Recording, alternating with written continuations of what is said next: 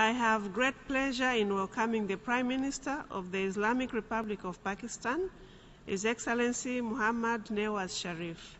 I invite him to address the General Assembly.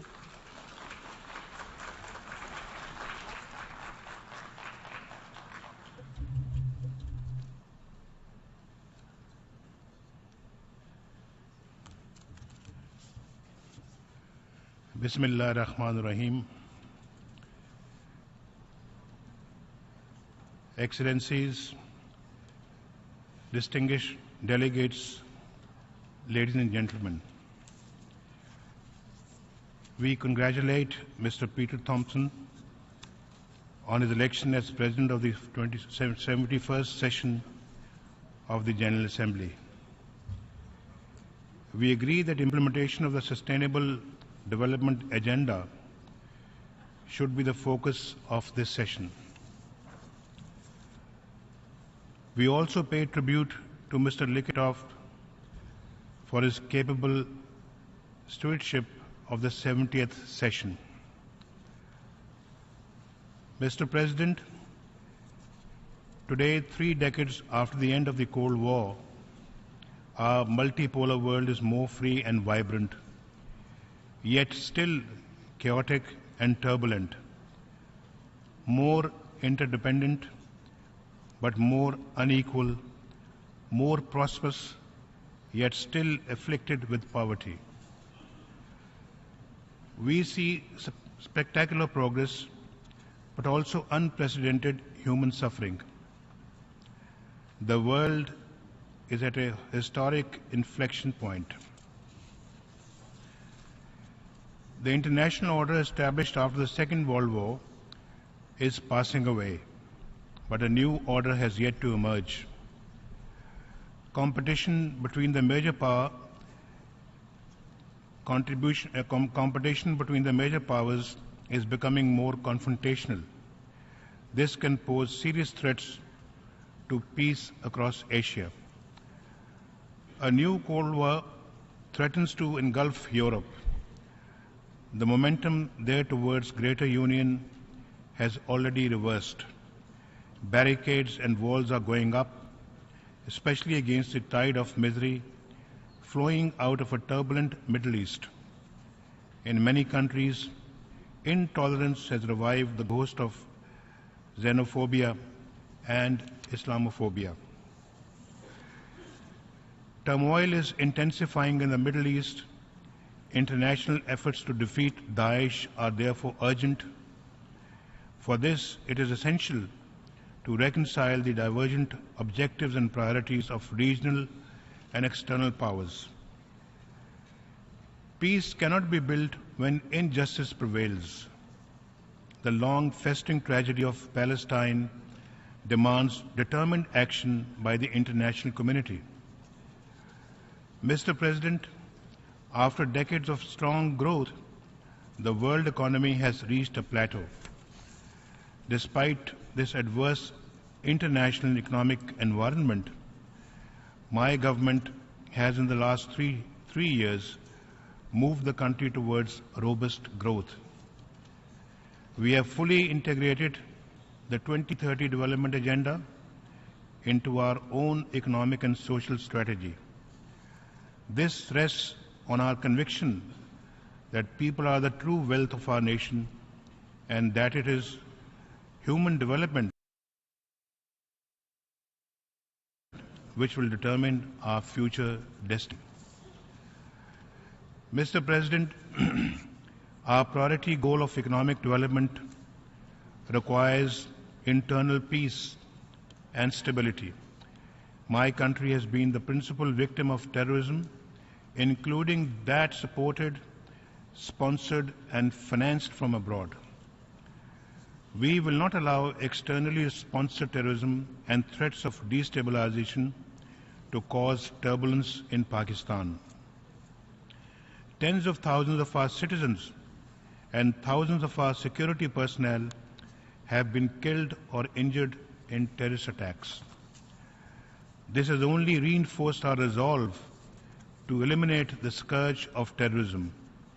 Our comprehensive strategy of law enforcement and targeted military operations has produced remarkable results and enabled Pakistan to turn the tide against terrorists. Pakistan's Zarbeaz operation is the largest, most robust and most successful anti-terrorism campaign anywhere in the world, deploying 200,000 of our security forces. Our comprehensive action plan has the complete endorsement of our people and our parliament, as well as our security forces, all of whom have made heroic sacrifices to defeat terrorism.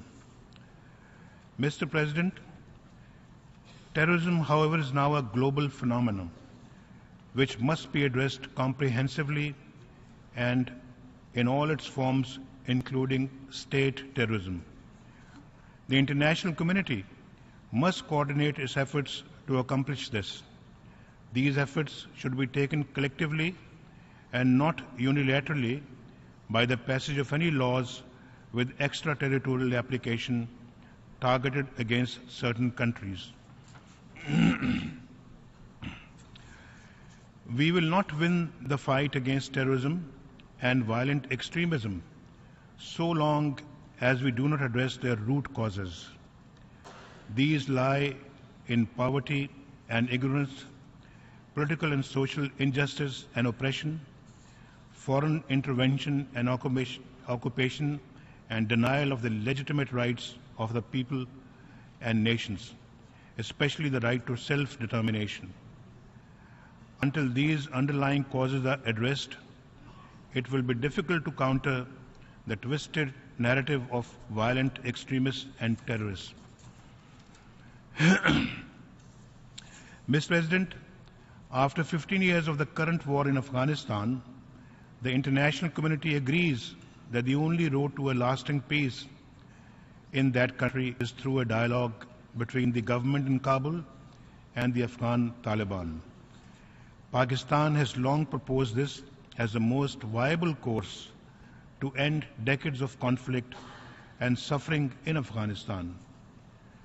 Based on this belief in a negotiated peace and in response to requests from President Ashraf Ghani, we have been facilitating the process of reconciliation in Afghanistan. There have been setbacks. That, however, is not a sufficient reason to abandon the path of peace and rely on the military option, which has failed for the past decade and a half to stabilize Afghanistan. Progress will be assured only when the Afghan parties themselves conclude that there is no military solution to the Afghan war and work assiduously through a meaningful dialogue process for achieving reconciliation and peace at home. Mr. President, over 3.5 decades of conflict and chaos in Afghanistan has had grave security and economic consequences for Pakistan. Almost 3 million Afghan refugees to whom we opened our homes and hearts remain in Pakistan. We hope to see them return to Afghanistan voluntarily and with dignity. Until they do, the international community must shoulder its responsibilities to sustain them. Mr. President, confrontation should not be our destiny in South Asia. Pakistan wants peace with India. We have gone the extra mile to achieve this, repeatedly offering a dialogue to address all outstanding issues. But India has posed unacceptable preconditions to engage in a dialogue. Let us be clear. Talks are no favor to Pakistan. Talks are in the interest of both countries. They are essential to resolve our differences, especially in Jammu and Kashmir dispute, and to avert the danger of any escalation. Mr. President, peace and normalization between Pakistan and India cannot be achieved without a resolution of the Kashmir dispute. This is an objective evaluation, not a partisan position. Our predictions have now been confirmed by events. A new generation of Kashmiris has risen spontaneously against India's illegal occupation, demanding freedom from occupation. Burhan Wani, the young leader murdered by Indian forces, has emerged as a symbol of the latest Kashmiri Intifada, a popular and peaceful freedom movement led by Kashmiris, young and old, men and women, armed only with an undying faith in the legitimacy of their cause and a hunger for freedom in their hearts. Mr. President, this indigenous uprising of the Kashmiris have been met as usual with brutal repression by India's occupation force of over 500,000 soldiers.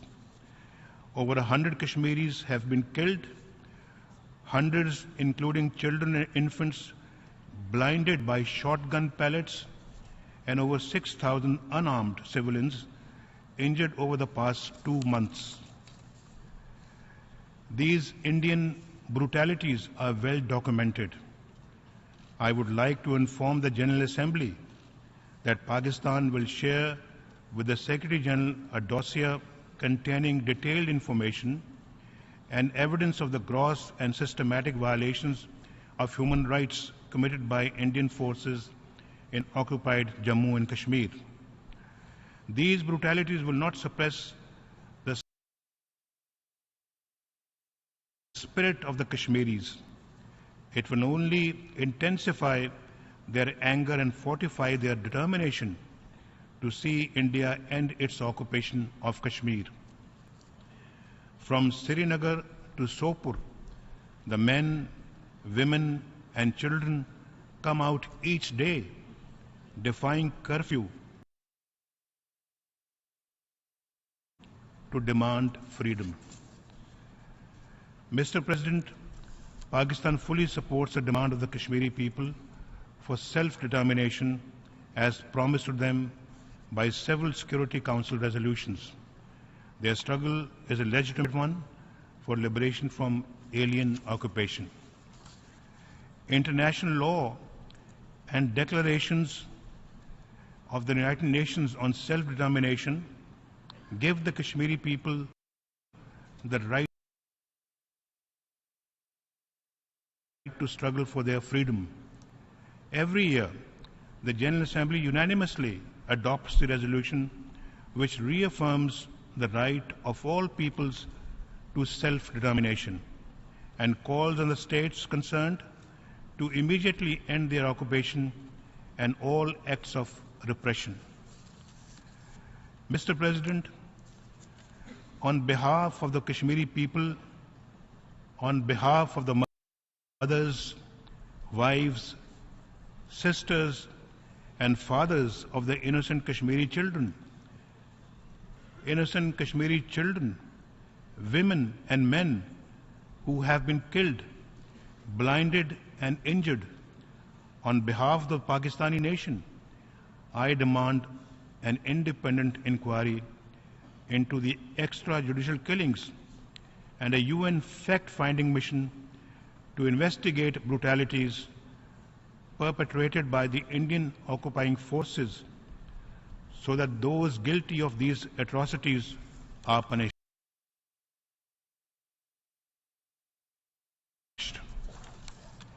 We demand the immediate release of all Kashmiri political prisoners, an end to the curfew, freedom for the Kashmiris to demonstrate peacefully, urgent medical help for the injured, and abrogation of India's draconian laws.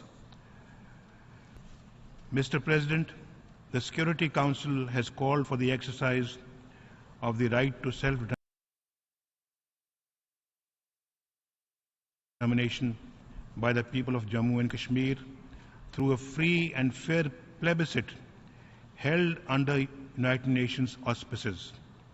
The people of Kashmir have waited 70 years for implementation of this promise. The Security Council must honor its commitments by implementing its own decisions. This General Assembly must demand that India deliver on the commitments its leaders solemnly made on many occasions. To this end, steps should be taken by the United Nations to demilitarize Jammu and Kashmir and undertake consultations with India, Pakistan and the true representatives of the Kashmiri people to implement the resolutions of the Security Council. In this context, we welcome the offer of the good offices by Secretary General Ban Ki-moon. We will also open consultations with members of the Security Council to explore the modalities for implementation of the Security Council resolutions on Kashmir. Mr. President, the international community ignores the danger of rising tensions in South Asia at its own peril. For its part, Pakistan is committed to the establishment of strategic stability in the region. It neither wants nor is it engaged in an arms race with India. But we cannot ignore our neighbors' unprecedented arms buildup and will take whatever measures are necessary to maintain credible deterrence. We have consistently urged the conclusion of bilateral arms control and disarmament measures between Pakistan and India to prevent conflict and avoid wasteful military expenditure. We are open to discussing all measures of restraint and responsibility with India in any forum or format and without any conditions. We are ready for talks to agree on a bilateral nuclear test ban treaty. Today, from this rostrum, I would also like to reiterate our offer to India to enter into a serious and sustained dialogue for the peaceful resolution of all outstanding disputes, especially Jammu and Kashmir. Mr. President, as a responsible nuclear weapon state, Pakistan will continue to cooperate with all international efforts that seek to promote fair and equitable solutions to disarmament and non-proliferation challenges. We have introduced state-of-the-art measures to strengthen the safety and security of our nuclear materials and facilities. We have adopted a comprehensive export control regime that is fully consistent with international standards. Judged on the basis of objective criteria and without discrimination, Pakistan is fully eligible for membership of the Nuclear Suppliers Group. Mr. President, in our turbulent and interdependent world, the United Nations remains an indispensable organization to restore order and ensure global peace, stability, and prosperity. Its principles remain the crucial pillars of international legality, the guide for the conduct of member states, and the guarantor of the legitimate rights of all nations and peoples. The United Nations must regain its credibility as a central instrument for the promotion of peace, prosperity, and liberty. To that end, it should become more representative, transparent, and accountable. A comprehensive and democratic reform of the Security Council, which Pakistan supports, should enhance its relevance and representation. Creating new centers of privilege will do the opposite. Mr. President, Pakistan's unwavering commitment to the UN is well established.